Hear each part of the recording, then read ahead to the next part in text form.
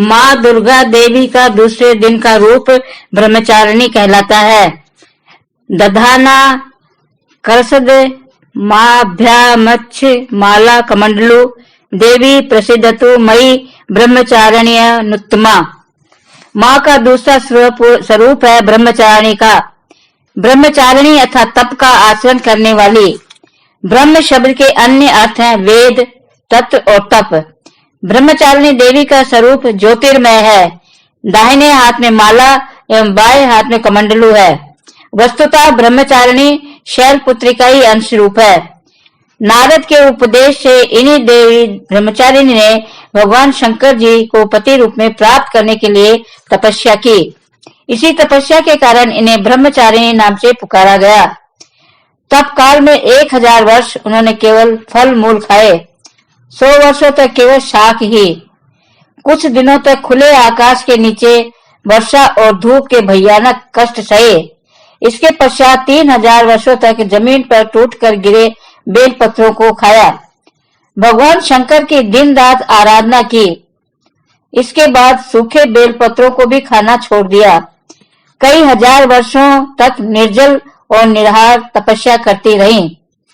पत्तों पर्ण को भी खाना छोड़ देने के कारण उनका नाम अपर्णा पड़ा। उनकी इस तपस्या से तीनों लोकों में तहलका मच गया। देवता, ऋषि, सिद्धगण, मुनि सभी ब्रह्मचारिणी देवी की तपस्या की सराहना करने लगे। पितामह ब्रह्मा जी ने आकाशवाणी की और उनसे कहा, हे देवी, किसी ने भी ऐसे कठोर तपस्या नहीं की। तुम्हारे इस अलौकिक तप की सब ओर से सराहना हो रही है। तुम्हारी मनोकामना पूर्ण होगी। भगवान शिव तुम्हें पति रूप में प्राप्त होंगे। ब्रह्मचारिणी देवी की कई हजार वर्षों की इस कठिन तपस्या के कारण उनकी माता मैना अत्यंत दुखित हुई। ब्रह्मचारिणी देवी को देख माँ के मुंह से निकला, ओ माँ। तब से देवी ब्रह्मचारिणी का नाम उमा पड़ गया। माँ दुर्गा जी का यह दूसरा स्वरूप भक्तों और सिद्धों को अनंत फल देने वाला है। दुर्गा पूजा के दूसरे दिन इन्हीं के स्वरूप की उपासना की जाती है। इति दूसरा दिन समाप्तम। श्री गणेशाय नमः। पहला अध्याय। भगवती की महिमा तथा मधु कैटभ वध। ध्यान। जिस समय क्षीर सागर पर शेष नाग की सैया पर भगवान विष्णु के सो जाने के पश्चात मधु कैटभ का संहार करने के लिए कमल से उत्पन्न होने वाले ब्रह्मा ने जिनकी स्तुति की थी, उन्हीं महाकाली भगवती की वंदना करती हूँ, जो कि अपनी 10 भुजाओं में खड्ग, चक्र, गदा, बाण, धनुष, परिघ, शूल, भुषुंडी, मस्तक और शंख धारण किए हुए हैं, जिनके 3 विशाल नेत्र हैं, जो अपने तमाम अंगों में आभूषण धारण किए हुए हैं, जिनके 10 मुख व 10 पैर हैं और जिनका तमाम अंग नीलमणि के समान चमकता है। पहला अध्याय शुरू। श्री मार्कंड जी ने कहा कि सावर्णी नामक सूर्य देव के पुत्र 8वें मनु कहाए हैं। मैं उनकी उत्पत्ति विस्तार पर सुनाता हूँ, सो अब तुम ध्यान से सुनो। वे रवि की छाया से उत्पन्न पुत्र महाभाग्यशाली सावर्णी आदि ज्योति की कृपा से मनमंत्रों का स्वामी जिस प्रकार हुआ, सो ध्यान पूर्वक मन लगाकर सुनो। पहले सर्वोचित मनमंत्र में चैत्र वंश में उत्पन्न सुरथ नाम का राजा था, जिसका समस्त भूलोक पर राज्य था। वह प्रजा का अपने पुत्रों की भांति ध्यान पूर्वक पालन करता था। राजा सुरथ की राजधानी कोला नगरी थी। उस समय अनेक राजा उनका अनिष्ट करने पर तुले हुए थे। दुष्टों को कठिन दंड देने के अभिप्राय से राजा सुरथ का विध्वंसियों के साथ घोर युद्ध हुआ और सबके पास युद्ध की सामग्री न होते हुए भी राजा सुरथ को पराजय का मुख देखना पड़ा। तत्पश्चात राजा सुरथ लौटकर अपने नगर में आ गए और वे केवल अपने देश मात्र के ही स्वामी रह गए, परंतु वहां भी वे शत्रुओं द्वारा घेर लिए गए। अब तो नगर में भी वे विवश हो गए, क्योंकि उनके ही दुष्ट मंत्रियों द्वारा दुर्बल राजा सुरथ का कोष, सेना आदि धोखे से अपने अधिकार में कर लिए थे। इस प्रकार सामर्थ्य छिन जाने पर राजा सुरथ शिकार के बहाने से अकेले घोड़े पर सवार होकर सघन वन में जा पहुंचे। उसी वन में सर्वश्रेष्ठ श्री मेधा ऋषि का आश्रम अत्यंत शांत और रमणीक था। वहां अनेक प्रकार के पशु पक्षी, हरिण और ऋषि कुमारों के वातावरण से बहुत सुहावना नजर आता था। राजा सुरथ के वहां पहुंचने पर मेधा ऋषि ने उनका बहुत कुछ सत्कार किया। मुनि द्वारा सत्कार पाकर राजा सुरथ वहां आश्रम में कुछ दिन ठहर गया। एक दिन राजा सुरथ को अपने देश और राज्य का मोह आ गया और सोचने लगा कि जो नगर मेरे पूर्वजों द्वारा पालित था वह मुझसे रहित हो गया। मैं नहीं जानता कि ये दुष्ट दुराचारी मेरे मंत्री आदि नौकर मेरी प्रजा के साथ कैसा व्यवहार करते होंगे, और ये भी नहीं मालूम कि सदैव मस्त और मतवाला रहने वाला मेरा हाथी जो सूरवीर और प्रमुख था, आज शत्रुओं के वश में हो जाने पर कैसे रहता होगा। धन की प्राप्ति को जो लोग मेरे पीछे पीछे रहा करते थे, आज शत्रुओं के अधीन न जाने कैसे कैसे कष्ट पाते होंगे, और हमने अत्यंत कष्टों से जो धन एकत्रित किया था उसे वे दुष्ट लोग नष्ट करते होंगे। इस प्रकार राजा सुरथ अनेक बातें याद करते हुए चिंताओं के सागर में डूब रहे थे। एक दिन उन्होंने वहां मेधा ऋषि के आश्रम के निकट एक वैश्य को देखा जो राजा की भांति ही शोक सागर में डूबा हुआ था। राजा सुरथ ने उसे पूछा कि हे भाई, तुम कौन हो और यहाँ इस सघन वन में किस लिए आए हो? अपने शोक और चिंता का कारण बताओ, मैं सुनना चाहता हूँ। राजा के इस प्रकार प्रेम भरे वचन सुनकर वह वैश्य नम्रता पूर्वक बोला, हे राजन, मैं वणिक पुत्र हूँ और मेरा नाम समाधि है। मेरा जन्म धनाढ्य घराने में हुआ था। मेरे बेशुमार धन को देखकर धन के लोभी मेरे स्त्री पुत्रों ने मुझे निर्दयता पूर्वक घर से निकाल दिया है। अतः मैं अपने इष्ट मित्रों आदि से भिन्न शोकातुर होकर निकल आया हूँ। इस समय वे सब कैसे होंगे, दुखी होंगे या सुखी, बस उन्हीं की चिंता में व्याकुल हूँ। समाधि वैश्य की बात सुनकर राजा सुरथ बोले कि हे समाधि, जिस धन के लोभी पुत्रों ने तुम्हें घर से निकाल दिया, आश्चर्य है कि फिर भी तुम्हारे चित्त में उनके प्रति इतना स्नेह बंधन क्यों है? समाधि बोला कि महाराज, आप सत्य कहते हैं, परंतु क्या करूं, 1000 प्रयत्न करने पर भी उनका ख्याल भुलाया नहीं जाता। जिन सज्जनों ने मेरे साथ कठोर व्यवहार किया, फिर भी मेरी आत्मा उनके लिए इतनी बेचैन है। ये मैं स्वयं नहीं समझता कि ऐसा क्यों हो रहा है। ऐसे दुष्ट और विरोधी गुण वाले उन दोषी बंधुओं की ओर मेरा मन क्यों खिंचा जा रहा है? हे राजन, उन सब के गम में मैं सांसें मारता हूँ और उन्हीं सबकी चिंता मुझे रह रहकर सताई जाती है। न जाने उन प्रेमहीन कुटुंबियों की ओर से मेरा मन क्यों कठोर नहीं होता।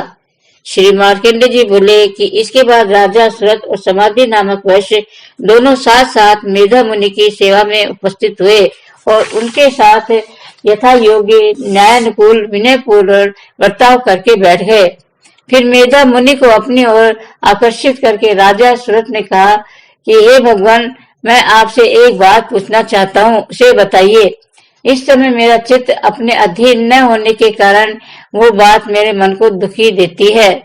जो राज्य मेरे हाथ से चला गया है उसमें तथा उसके संपूर्ण अंगों में मेरी ममता बनी हुई है। हे मुनि श्रेष्ठ, ये जानते हुए कि अब वह मेरा नहीं है, अज्ञानी की भांति मुझे उसके लिए दुख होता है। ऐसा क्यों है? इधर यह वैश्य भी घर से अपमानित होकर आया है। इसके स्त्री पुत्रों, सेवकों तथा स्वजनों ने इसको छोड़ दिया है, तो भी यह उनके प्रति हार्दिक स्नेह रखता है। इस प्रकार हम दोनों अत्यंत दुखी हैं। जिसमें प्रत्यक्ष दोष देखा गया है, उस विषय के लिए भी हमारे मन में ममतापूर्ण आकर्षण पैदा हो रहा है।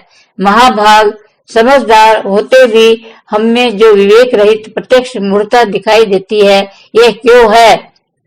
ऋषि बोले, महाभाग, विषय मार्ग का ज्ञान सब जीवों को है। इसी प्रकार विषय भी सबके लिए अलग अलग है।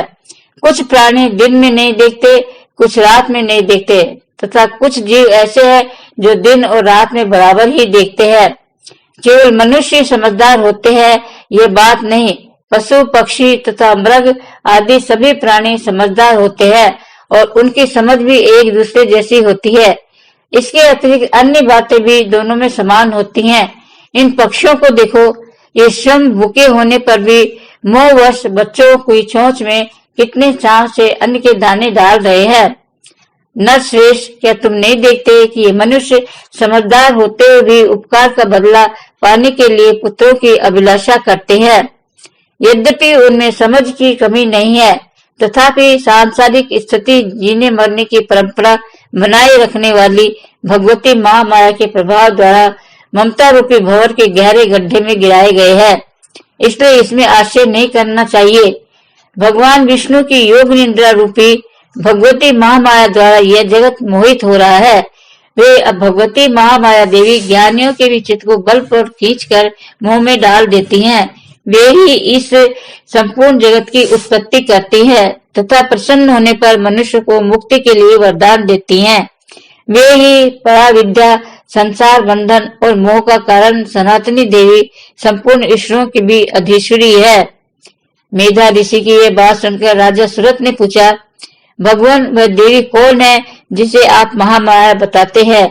ब्रह्मवेताओं में श्रेष्ठ है महर्षि। उन देवी की उत्पत्ति, प्रभाव, चरित्र तथा स्वरूप मैं आपके मुख से सुनना चाहता हूँ। ऋषि बोले, राजन, वो देवी नित्य स्वरूपा है। यद्यपि जगत उन्हीं का रूप है और वे समस्त विश्व में व्याप्त हो रही हैं, फिर भी उनकी उत्पत्ति अनेक प्रकार से होती है। वह मुझसे सुनो। यद्यपि वह नित्य और अजन्मा है, तथापि जब देवताओं का कार्य सिद्ध करने के लिए प्रकट होती है, उस समय लोक में उत्पन्न हुई कहलाती हैं। कल्प के अंत में जब समस्त संसार जलमय था और एकमात्र विष्णु भगवान शेषनाग की सैया पर योग निद्रा में सो रहे थे, उस समय उनके कानों के महल से मधु और कैटव नामक दो भयंकर असुर उत्पन्न हुए। वे दोनों ब्रह्मा जी का वध करने को तैयार हो गए। भगवान विष्णु के नाभि कमल में विराजमान प्रजापति ब्रह्मा जी ने उन भयानक असुरों को अपने पास आया और भगवान को सोया हुआ देखा तो वे एकाग्रचित होकर भगवान विष्णु को जगाने के लिए उनके नेत्रों में निवास करने वाली योग निद्रा, जो विश्व की अधीश्वरी, जगत को धारण करने वाली, संसार का पालन तथा संहार करने वाली तेज स्वरूप भगवान विष्णु की अनुपम शक्ति भगवती निद्रा देवी है की स्तुति करने लगे। ब्रह्मा जी ने कहा, हे देवी, तुम्हें स्वधा और पसटकार हो। स्वर भी तुम्हारे ही स्वरूप है। तुम्हें जीवन दायिनी अमृत हो।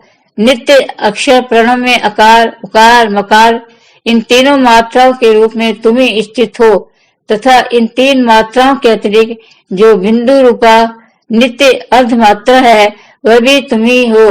देवी, तुम्ही संध्या, सावित्री तथा परम जननी हो। देवी, तुम्ही इस विश्व को धारण करती हो। तुम्ही से इस जगत की उत्पत्ति, पालन तथा संहार होता है। तुम्ही महाविद्या, महामाया, महामेधा, महास्मृति, महामोहन रूपा, महादेवी और महासुरी हो। त्रिगुण रूपा महाकाल रात्रि, महारात्रि, मोहरात्रि, श्री ईश्वरी, हिम, बुद्धि, लज्जा, तुष्टि, पुष्टि, शांति और क्षमा तुम्ही हो। खड़ग, शूल, गदा, चक्र, शंख, धनुष, बाण, भुषुंडी तथा परिघ ये तुम्हारे अस्त्र है। संसार के जितने सुंदर पदार्थ हैं, तुम उन सबसे अधिक सुंदरी हो। हे सर्वस्वरूपे देवी, सत असत जितनी वस्तुएं, उनकी सब कुछ शक्ति तुम्ही हो। ऐसी अवस्था में तुम्हारी क्या स्तुति हो सकती है? जो इस जगत की सृष्टि, पालन और संहार करते हैं, उन भगवान को जब तुमने निद्रा के अधीन कर दिया है, तो तुम्हारी स्तुति करने में कौन समर्थ हो सकता है?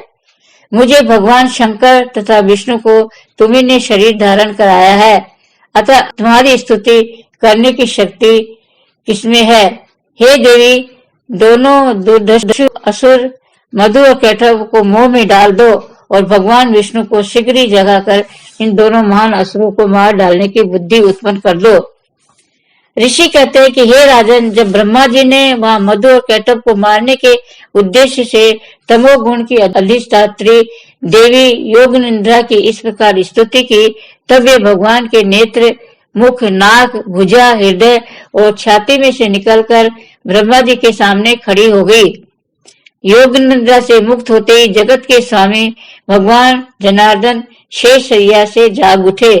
उठते ही प्रभु की दृष्टि मधु और कैटव पर गई, जो कि अत्यंत बलवान तथा पराक्रमी थे और क्रोध से लाल आंखें के ब्रह्मा जी को खा जाने का उद्योग कर रहे थे। तब भगवान श्री हरि ने उठकर उन दोनों के साथ 5000 वर्ष तक केवल बाहु युद्ध किया। वे दोनों अत्यंत बल के कारण उन्मत्त हो रहे थे, मगर महामाया ने उन्हें मुंह में डाल दिया था। इस कारण विष्णु से कहने लगे कि तुम्हारी वीरता से संतुष्ट है, इसलिए तुम हम लोगों से कोई वरदान मांगो।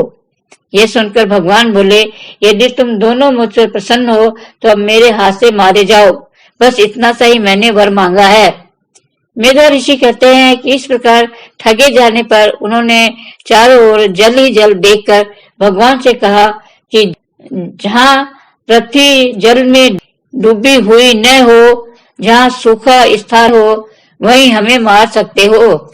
इतना सुनते ही तथास्तु कहकर शंख चक्र और गदा धारण करने वाले भगवान ने इन दोनों के मस्तक पर अपनी जंगा रखकर चक्र से काट दिए। इस प्रकार ये महामाया देवी ब्रह्मा जी द्वारा स्तुति की जाने पर स्वयं प्रकट हुई थी। अब मैं पुनः उनके प्रभाव का वर्णन करता हूँ, ध्यान पर सुनो। इति प्रथम अध्याय समाप्तम। अब आपको द्वितीय अध्याय के कहानी बता रही हूँ। देवी जी का प्रादुर्भाव व महिषासुर की सेना का वध। मेधा ऋषि ने कहा, पूर्व काल में देवताओं और असुरों में पूरे 100 वर्ष तक घोर संग्राम हुआ था। उसमें असुरों का सेनापति महिषासुर था और देवताओं के नायक इंद्र थे। उस समय महाबली दैत्यों द्वारा देव सेना पराजित हो गई और पराक्रमी महिषासुर ने सभी देवताओं को युद्ध में जीतकर स्वर्ग से निकाल दिया और स्वयं इंद्र बनकर बैठ गया। राक्षसों से परास्त होकर देवता घबरा गए और अपनी कष्ट कहानी प्रजापति को सुनाई। तब ब्रह्मा ने उन सबको लेकर कैलाश पर शिव के पास जाकर देवताओं की स्थिति से अवगत कराया। तब भगवान बोले भी चकित हो गए और उन सब के साथ उठ करके क्षीर सागर पर जहाँ श्री विष्णु भगवान विराजमान थे वहां जा पहुंचे और तमाम देवताओं ने दैत्यराज दुष्ट महिषासुर के व्यवहार तथा देवताओं की पराजय का आदि से अंत तक वर्णन किया, जैसा कि हुआ था, और कहा कि महिषासुर अग्नि, जल, वायु, चंद्रमा, सूर्य, यम, वरुण, कुबेर और इंद्र इत्यादि समस्त देवताओं को परास्त करके सबका अधिकार छीनकर स्वयं स्वर्ग का स्वामी बनकर बैठ गया है और उस दुष्ट महिषासुर द्वारा स्वर्ग से निकाले गए समस्त देवता धरा पर ठोकरे खाते फिर रहे हैं। अब हम सब देवता ब्रह्मा और महेश आपकी शरण है, अतः शरण गए की लाज आपके ही हाथ है। अब आप उस दुष्ट महिषासुर के नाश का कोई उपाय सोचकर हमें दैत्यों के जुल्मों से बचाइए। समस्त देवताओं की बात सुनकर मधु और कैटव का वध करने वाले श्री विष्णु भगवान और भोले शंकर को बहुत क्रोध आया। दोनों ही देहों की भौएं कमान के समान टेढ़ी हो गई, दोनों के मुख क्रोध से लाल हो गए। इसके पश्चात चक्र सुदर्शनधारी भगवान विष्णु और श्री ब्रह्मा जी के मुख से एक महान तेज निकला। तत्पश्चात इंद्र आदि के समस्त देवताओं के मुख से भी एक महान तेज निकला और वह सबके मुख से निकला हुआ तेज मिलकर एक हो गया। सुमेरु पर्वत के समान दृढ़ और दीप्त उस तेज पुंज की ज्वाला से दशों दिशाएं दीप्त हो गई।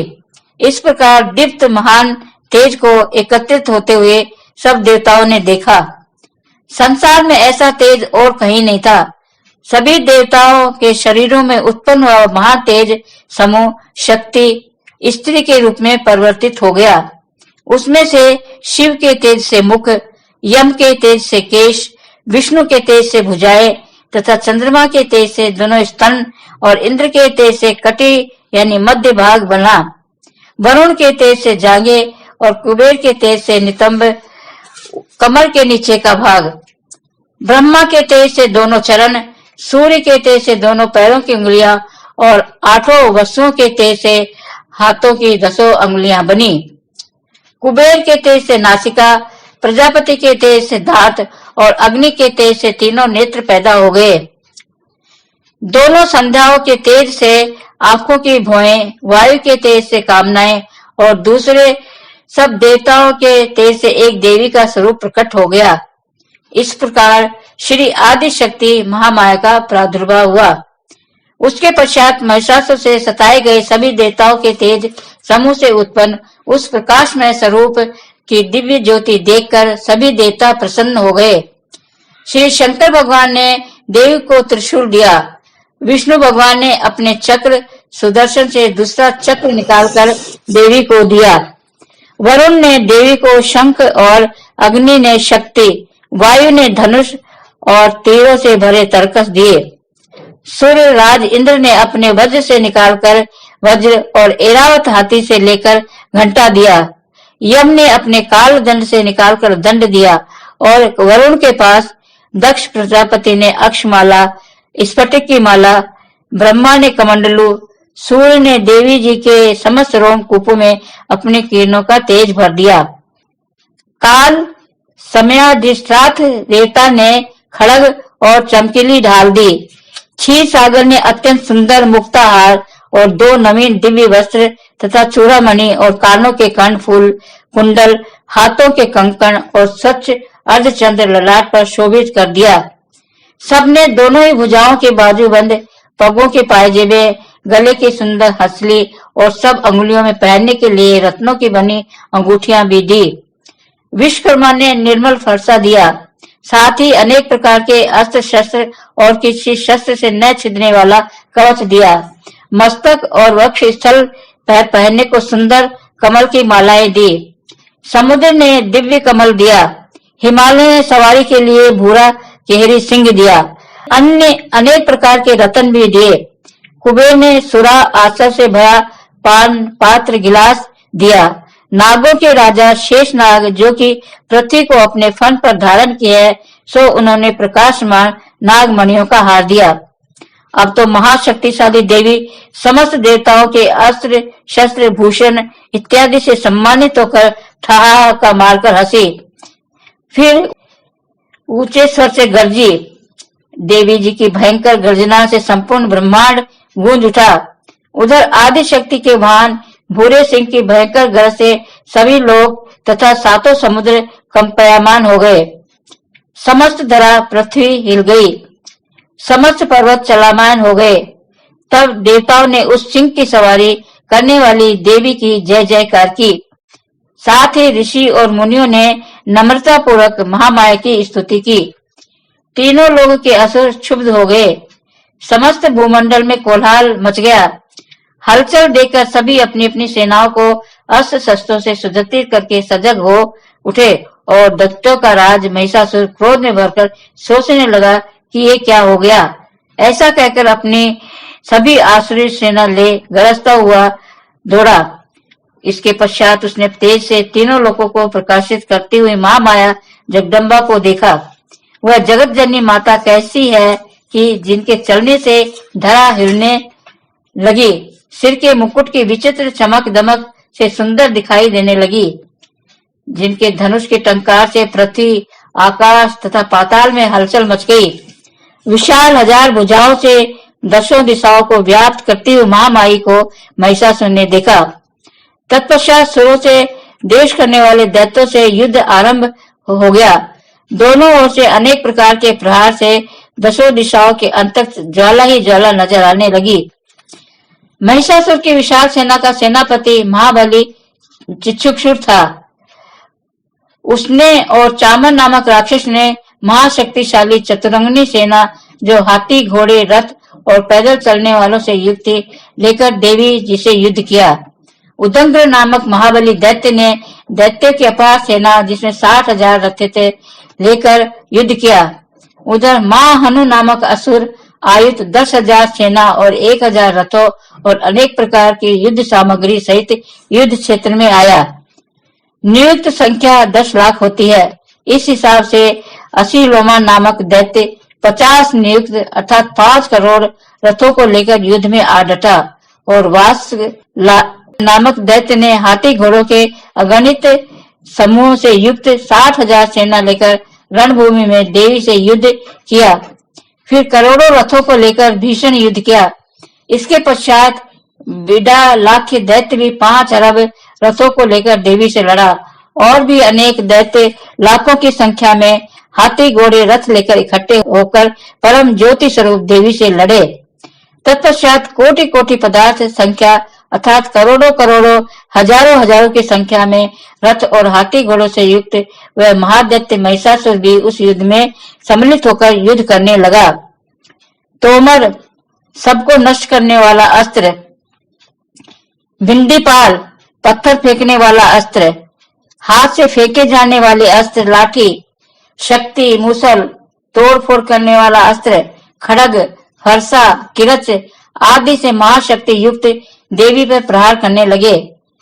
दैत्यों द्वारा चलाए गए शक्ति आयुध अस्त्र शस्त्र महामाया ने अपने अस्त्रों शस्त्रों द्वारा खेल में ही काट दिए और ऋषियों द्वारा स्तुति की गई प्रसन्न मुख वाली देवी अपने अस्त्र शस्त्र अस्त्रों पर चलाने लगी।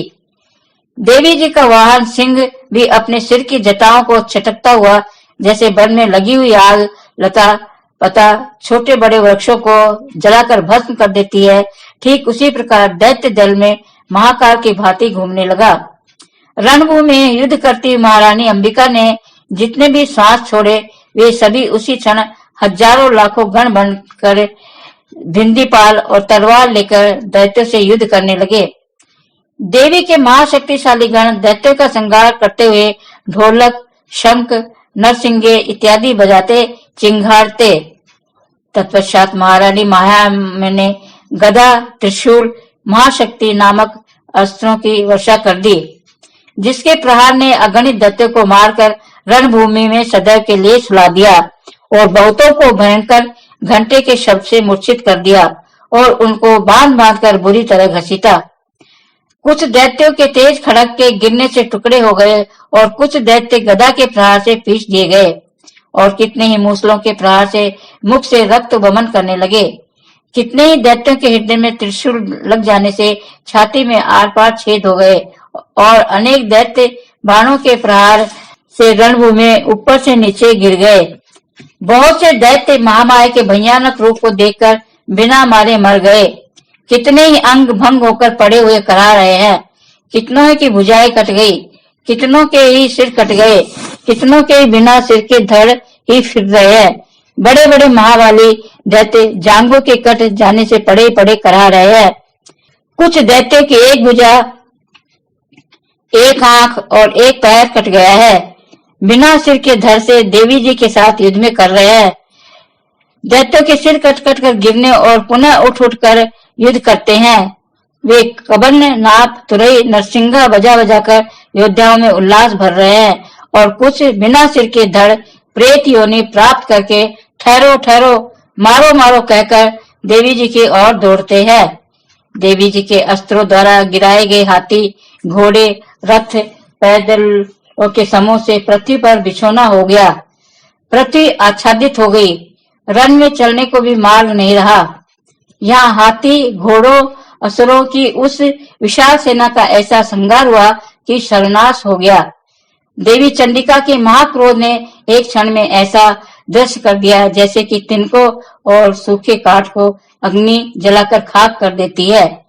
देवी का वाहन सिंह दैत्यों के प्राणों को बटोरता अपने गले के बालों को फैलाता हुआ महान गर्जना करता है। उधर देवी के गणों ने भी उन दैत्यों के साथ महाघोर युद्ध किया।